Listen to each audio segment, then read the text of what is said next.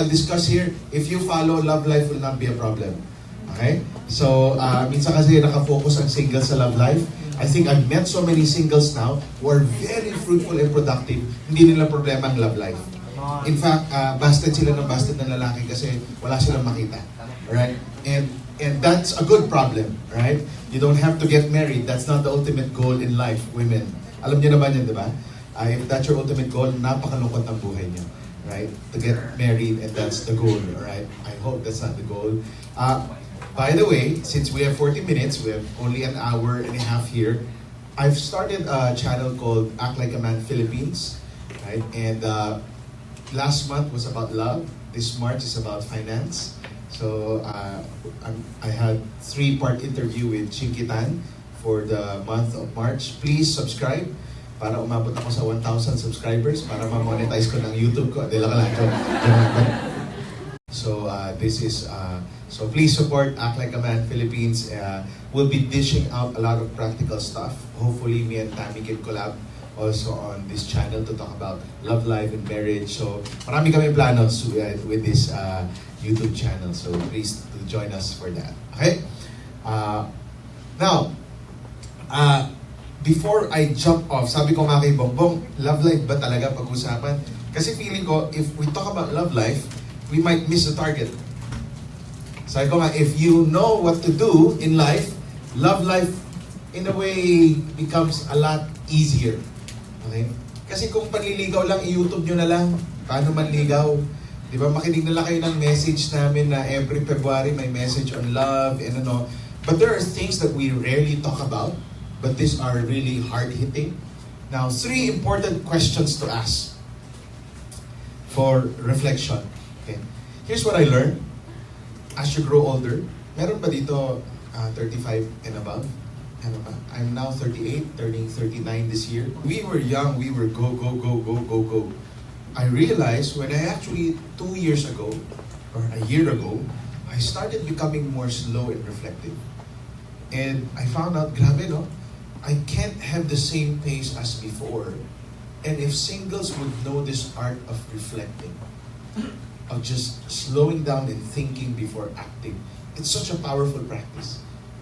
And I want us to now reflect on 3 very important questions. Number 1, how do I want to be remembered?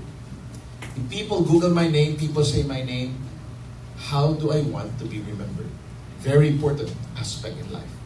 Right? Number 2, what matters most for me? Anong pinaka-importante for me? Right? And thirdly, where I am now, how can I get to where I want to be?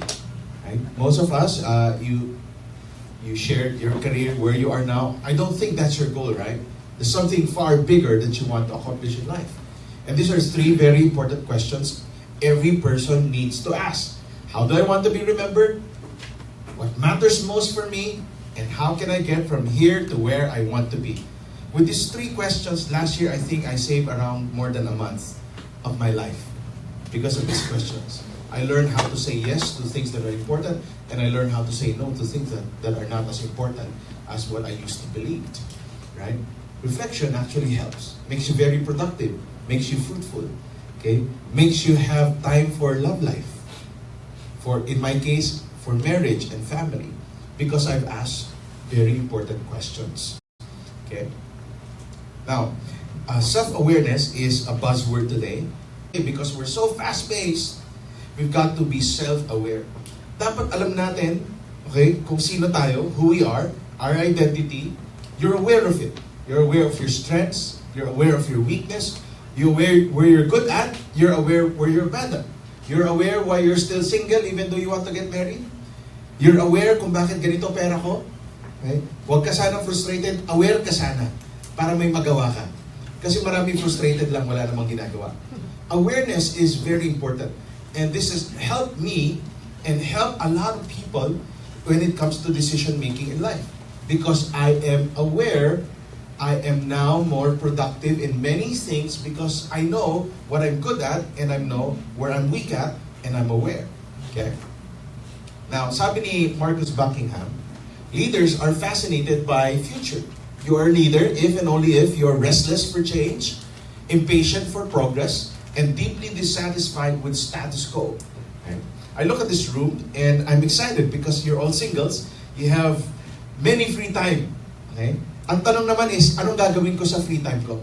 Right? Maraming babae, di ba? Pag syempre, tayo, Christian tayo. Ang turo naman talaga, like babae, pagdating sa love life, anong gagawin ko? Pwede ba ako manligaw? Bagal niya eh. Right? Now, pwede ka magpapansin, konti, pero kung maliligaw ka, baka might not work because binibaby mo yung lalaki.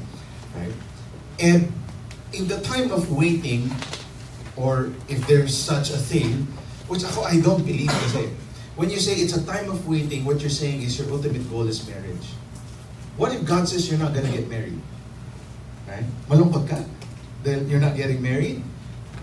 You know, there's a lot of very depressed married people now in the world. Many of them, by the millions. Okay? And so, I don't know if it's really a season of waiting, but in your life today, as singles, you have to learn how to prepare.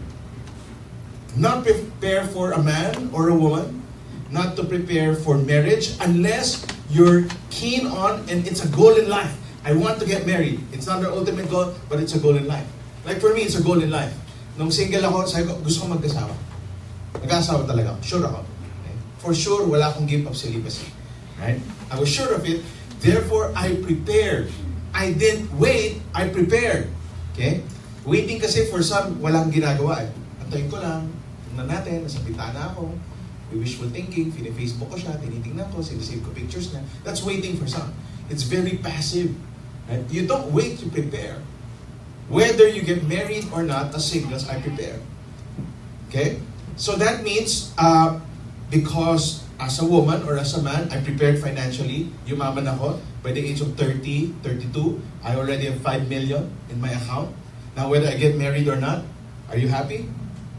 Yes, you have 5 million. Right? Am I right?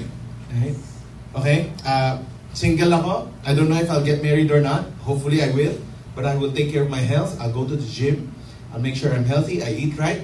By the age of 40, single or not, are you happy? I think so. Glowing skin, di kailangan magbelo. Mahirap magpapayat ngayon. Why? Because I'm prepared. Right? I'm 40, I'm prepared, I'm rich, I'm healthy, I've got muscles, I can go, I have a beach body. Right? And then, I found someone in Boracay. Nice naman, okay? Nagkaroon kami ng singles retreat sa Boracay. Di ba? Nagkatitigan. Okay? Nagkatawagan. And then, by the age of 42, I got married. I'm healthy, I'm strong, I feel like I'm 35, I'm 42. Example lang. You see? That's preparing. It's not waiting. Okay? If you believe theologically that God is somebody prepared for you, don't wait. Prepare. Okay? Don't wait, prepare. Many whine, many complain, many settle. Yan yung pinakaayaw kong na word, settle. Many singles and even married people, they settle. Ito ang talent, nag-settle dito, masaya. Ano nangyari? Siyempre, hindi na pro-promote. Siyempre, yung value na binibigay niya sa tao, mababa. Hindi mataas. Right? And if you settle, and many people will settle. Pansin nyo, lahat ng mga tao ma-attend na seminar, excited after. Pero after 1 year, tanong mo na sa ka na, ganito pa rin. Why? It's not the seminar, it's the person. Yeah. I hope this is your picture tonight. You're disturbed. You're thinking, ano pwede kong gawin? Yung alam mo, magigising kang may purpose. Nagigising kang galit. Hindi galit sa buhay, galit sa sitwasyon mo. Kung bakit ko inalaw na mediocre ako? Ba't ko inalaw average ako? Ba't inalaw ko magaling lang ako sa church pero sa labas ng church di ako magaling? Right? You want to have that kind of attitude where you're saying, I could do more. I actually could do more. I knew the Holy Spirit was telling me to do more. But I've settled. I played it safe. Safe is not a good word for Christians. God did not die on the cross so that we can live a safe life. God called us to live a very dangerous life. To change the world. Right? Si Steve Jobs pa nagsabi, di ba? Make a dent in the universe. Take the universe. Right? Imagine if Christians would have the same cry. That would make a difference in my world. see the effect that it would happen even for a single. Meron tinatawag na mad dog. I learned this from Kevin York. Sabi niya, how come top people in whatever organization, okay, how come there's top people and there's average people? Okay? This was a story of Abraham Lincoln. Meron siyang aso. I don't know if it was his dog or not. One of the smallest dogs in the neighborhood. All dogs are afraid of this small dog. Takot lahat ng aso. Ewan ko kung sa Caloocan may ganun, mga maliliit na askal na takot lahat ng mga Asong pati German Shepherd. Asong ulol. Aso wala. Okay, di ba? And ang litong aso, pero takot lahat ng malalaking aso. So they asked the owner, how come all the big dogs are afraid of your dog? And the owner said this, you know why? Because when my dog wakes up, he's already mad. Many of dogs today, they don't get mad until in the middle of the fight. Kinagat na ano na, bago lalaban. Average people are like that. Okay? They only get mad, they're reactive. Okay? Re-react ako. Okay? They're not proactive. Proactive people are mad dogs. Okay? Hindi galit sa buhay, pero gigil, may gigil. Yung parang, I need to do something about my life. I need to do something to make a difference. There's that reason for waking up. And you've got to be a mad dog. Now you might say, I'm small. It's okay. May mga chihuahua rin mad dog. Right? Bo, para sa yan. Okay, di ba? It's, you know, it doesn't matter. But what's in your heart? Is there a reason for you to wake up and live life to the fullest? Okay. Answering those three questions. You have to understand, you have to take the stairs. This is the mentality of many people and singles that we've actually seen who made it in life. They take the stairs. They start from the bottom, go up. Okay. Marami kasi sa atin, escalator mentality. Gusto shortcut, gusto mabilis. Leadership, okay, as singles, as Christian leaders, it's not overnight. It will never be overnight. You've got to work, you've got to improve on yourself, learning how to preach better, learning how to relate with people, increasing your leadership capacity. Ewan ko kung narinig nyo na kay John Maxwell yung law of the lead. Leadership law number 1. Diba kung leadership level 5 ka raw, lahat ng followers mo hanggang 5 lang. Right? Your goal is to increase your level of leadership. So if you're leadership 7, you can attract people, followers who are at least leadership 7 down. The goal is to go up in your capacity as a leader. Okay? Now some has the capacity to do that, some don't. But some, they actually settle. Okay? I won't accept settling. I would accept if your leadership lead is number 7 and you're trying to go number 8 but you can't go 8, it's okay. At least you're doing your part. But there are people who are leadership 4 who should be in leadership 9. But they've settled. Why? Escalator mentality. Promote agad. Entitlement. Hirap ng trabaho. Ayoko na maligaw, nabasted ako eh. That's escalator mentality. Take the stairs. Paghirapan mo yan. Yun, nung kami ni Tammy, meet ko kasi si Tammy sa youth camp eh. Youth leader na ako noon, graduate na ako noon. Si Tammy, pag-graduate, not even thinking about love life. Eh, nakita ko siya sa youth camp, tapos parang, cute ito. Sa sobrang tagal na nito, ang video cam na gamit ko pa yung malaking video cam. Alam mo yung video cam? May video cam ako nun. I-edit ako nung youth camp. Dino-document ko youth camp. Nakita ko siya. Ganda nito ah. Baka ito na. Right? So, stalker mode to ah. Huwag niyong gagayahin to. Pero video ko pero hindi niya alam. Pero syempre, groove shot. No? May video. Kasi gusto ko makita sa nanay ko pag-uwi. And then one of our friends, nagkasakit, tumigas yung katawan, kulang ng potassium, hindi nagsasaging. Diba? And we needed somebody to help. And only Tammy had the medical background sa youth camp. So she helped out, went to the room. Tama-tama bumisita ako sa kwarto ng friend ko. Nakita ko si Tammy, nasikaso niya yung friend ko. Napapray ako, Lord, sana ako na lang yung walang potassium. And so I went home. Ganito ako kabilib sa sarili ko, no? Which sometimes is bad. Sabi ko, Papa, Mama, dinikit ko pa yung yellow, tsaka yung red, at saka white sa TV. Lumang-luma pa talaga yun. Nakita ko na yung babaeng papakasalan ko. Yung kapal talaga ng mukha, no? So pinakita ko, yan, si Tammy. And so, but I knew this was going to be hard. Right? They came from a well-to-do family, high leadership capacity si Danny, #1 sa boards ng PT ng buong Pilipinas. Di ba? You know, this is hard. Maraming manliligaw, pero ako di hamak na gwapo lang. Yeah! So, so alam mo yon, hindi ka pwedeng escalator mentality na feeling mo, konting effort lang to. Effortan mo to. Araw-araw to, hatid sundo. I had to do it. I had to exert some effort because I know this would take hard work. Do I want the girl? Yeah, I want the girl. I need to take the stairs. I need to work hard. I need to save up. So, be patient, but be faithful to what God has called you to do. Right? Sometimes it's the smallest decisions that could change your life forever. Baka may kailangan lang kayong baguhin ngayon. Whether it's a mindset or a habit that you need to change. Okay? That could change your life forever. Like mine was reading a book. Ayoko magbasa ng libro. Galit ako sa libro. Inaantok ako. Until I made the decision, I'm going to read a book. 1 book a month.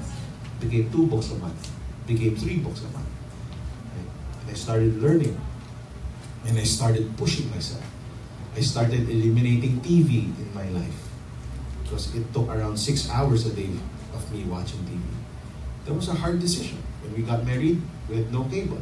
It was a decision that we had to make. Why? We're going to read books. We're going to grow. Okay? We're going to spend time together as husband and wife. Those are small decisions. Success is nothing more than a few simple disciplines practiced every day. Kamusta mga spiritual disciplines yun? Reading the Word of God, praying. Hirap pa ba kayo in reading the Word? You've got to make a decision now. Because this will change you. This will change your love life. You read the Word of God, it will change your love life. It will change your marriage in the future. Okay? So keyword #1 is sacrifice. What every millennial needs to hear, sacrifice. Okay? Ano yung mga kailangan mong tanggalin? You know, some people kasi they would say, paano mo nagagawa yan? Nagpapastor ka, sulat ka ng libro, ngayon nag-YouTube ka, ikaw pa nag-edit ng video mo. Paano mo sinisiksik? Paano? Actually, that's a wrong question. The right question is, ano yung hindi mo ginagawa? Hindi ako nanonood ng TV. Hindi ako matagal na idol. Idle time ko nagbabasa ako. Idle time ko nag-iisip ako. Right? Those are many things I don't do anymore. Right? Facebook. Right? It came to a point, di ba? Nung nagbabasa nga ako minsan, dami ko nang binabasa siya. Ayoko na magbasa. Gusto ko, yung thoughts ko na yung binabasa. Right? So that's why I wrote a book. Right? It's not what you do, it's what you do not do. Right? Ano yung mga kailangan yung hindi nagawin? Tanggalin niyo yun. Right? Marami singles, maraming ganon. Pag single ka, tapos sinabi mo busy ka, so totoo na parang, I can't believe you're busy. I have 4 kids. I should be the one saying I'm busy. But I don't like the word busy. Okay? I'm productive, I'm not busy. I still have time for my kids and my family. Okay? Failure is an integral part of the change process. Okay? Now, give yourself room to fail as you're changing your life. Okay? Good example is Ford. You see a Ford car, ganda ng Ford. Ford started this way. Was it fancy? Was it nice? Malamang lahat tayo naka-aeroplano na dahil sa Cebu Pacific. Right? And we love Boeing. Okay? Most of the airplanes are made from this company. Okay? But airplanes started this way. When it was not glamorous, it was not fun. Somebody had to start from the bottom to make us enjoy what we have now. Okay? Jollibee started as a candy store. Joke lang din, hindi ka lang. Gano'n. Beer, bubuyog eh. Okay. You can learn great things from your mistakes when you're busy denying them. Awareness. Tanong ka nung babae, ano ba plano mo? maging YouTuber. Okay. Ikaw na lang. Okay, bye. Right? Maybe because you're busy denying, you're not facing the facts. Bakit gano'n? Bakit nandiyan ka? Yeah. Lahat tayo may limitation. Ako alam ko mga limitation. Aware ako. Ilang beses na point out ng misis ko yan. So up until now, some of the limitations I'm still working on. But if I want to go to the next level of my leadership, there are some things I need to deal with. I'm aware. Some things I'm aware, I'm not yet doing anything about it yet, and that's on me. That's my fault. Right? But some things I've worked on already. So again, patience on my part. All success experience failures. So, okay lang yan. Singles, ganda, time to fail now. Time to do trial and error now. Di ba? At least walang anak na apektado. Yeah. Walang misis na apektado. It's a good time now to actually try and take bigger risks. Because you're single. Okay. It's good to learn from your mistakes. It's better to learn from other people's mistakes. Okay. Again, this is so true. Tignan mo na lang yung ibang tao, anong ginawa nila, huwag mong gawin. Kunin mo yung magandang ginawa nila, improve mo in the best way that you can.